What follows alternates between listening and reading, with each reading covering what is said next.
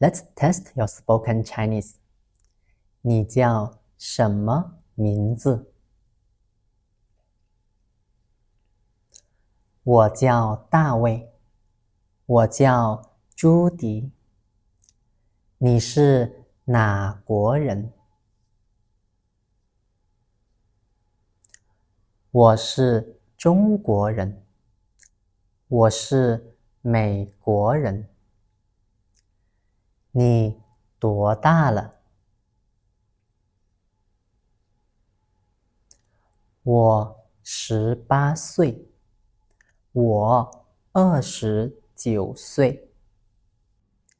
你住在哪里？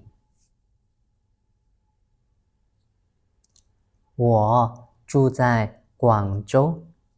我住在北京。Now, go back and look at my answers. Put the 4 answers together. You will have a simple self-introduction.